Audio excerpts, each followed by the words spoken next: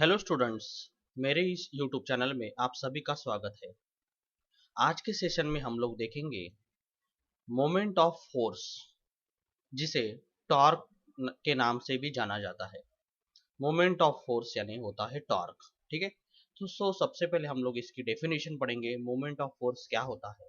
ठीक है, moment of force की डेफिनेशन है the turning effect of force acting on a body about an axis is called moment of force. देखो, किसी body पर force लगाने के कारण वो बॉडी टर्न होती है, राइट। दिस मतलब वो टर्निंग इफेक्ट शो करती है, और ये टर्निंग इफेक्ट जो हो रहा है from the point of axis होता है। ठीक है, इस इफेक्ट को हम कहते हैं मोमेंट ऑफ फोर्स। उसे हम क्या कहते हैं? Moment of force. फिर से समझते हैं दोस्तों, मोमेंट ऑफ फोर्स क्या है? किसी बॉडी पर फोर्स लगाने के बाद वो टर्निंग इफेक्ट शो करता है, उसे हम कहते हैं मोमेंट ऑफ फोर्स। ये हो गई मोमेंट ऑफ फोर्स यानी टॉर्क की डेफिनेशन। टॉर्क की मैथमेटिकल डेफिनेशन भी है। देखो, क्या होता है torque? Product of force and perpendicular distance. क्या होता है मोमेंट ऑफ फोर्स यानी टॉर्क? क्या होता है?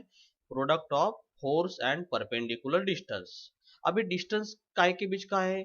Between the point of action of force, जिस पॉइंट पर फोर्स लग रहा है वो, एंड टर्निंग पॉइंट, जहां से ऑब्जेक्ट टर्न हो रहा है। ठीक है, ये पॉइंट और ये point, point of action of force और टर्निंग पॉइंट, इनके बीच का जो डिस्टेंस है वो, और फोर्स, इनका प्रोडक्ट यानी होता है मोमेंट ऑफ फोर्स। ठीक है, ये मैथमेटिकल डेफिनेशन क्या है? प्रोडक्ट यानी friends multiplication, product of force and perpendicular distance between point of action of force and turning effect, turning point. ठीक है, ये होगा mathematical definition of moment of force यानी टॉर्क। अभी हम इसको डायग्राम से समझते हैं। स्टूडेंट्स देखो,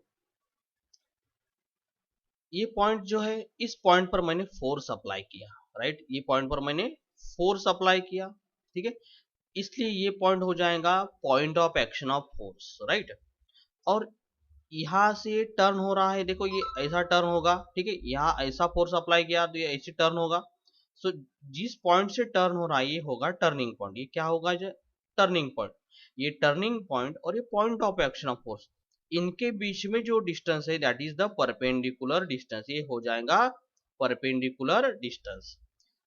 मोमेंट ऑफ फोर्स यानी क्या होगा? ये अप्लाई किया हुआ फोर्स और परपेंडिकुलर डिस्टेंस, इनका प्रोडक्ट हो जाएगा, इनका मल्टीप्लीकेशन हो जाएगा। ठीक है, ये होगा मोमेंट ऑफ फोर्स। अभी हम देखते हैं मोमेंट ऑफ फोर्स यानी टॉर्क का फॉर्मूला और एसआई यूनिट और सीजीएस यूनिट। ठीक है दोस्तों, चलो देखते हैं।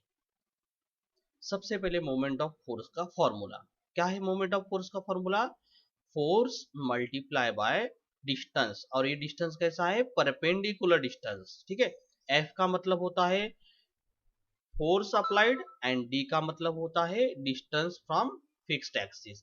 ठीक है, जो कि हमने पिछली स्लाइड में पढ़ा। ठीक है,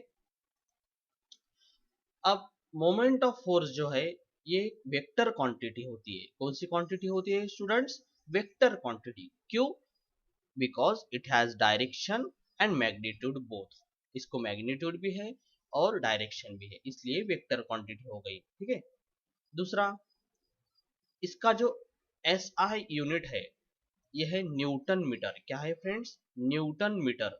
देखो, फोर्स का यूनिट क्या है? न्यूटन। फोर्स का यूनिट न्यूटन है, इनटू डिस्टेंस, डिस्टेंस का यूनिट क्या है? मीटर। न्यूटन मीटर ऐसा यूनिट हो गया मोमेंट ऑफ फोर्स का। इसका सीजीएस यूनिट क्या होगा? देखो, न्यूटन को सीजीएस में कहा जाता है डायन, एंड मीटर को कहा जाता है सेंटीमीटर। डायन सेंटीमीटर ये सीजीएस यूनिट हो जाएगा मोमेंट ऑफ फोर्स का। और हम अभी रिलेशन देखते हैं 1 न्यूटन मीटर और डायन सेंटीमीटर में क्या रिलेशन है।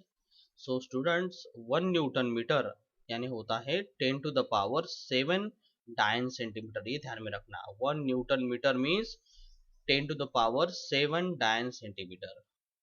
ठीक है स्टूडेंट्स, सो ये रहा हमारा आज का टॉपिक। अगर आपको ये वीडियो अच्छा लगा है सो प्लीज लाइक करो, शेयर करो and subscribe to my YouTube channel. And if any suggestion, please write in a comment box. And thanks for watching.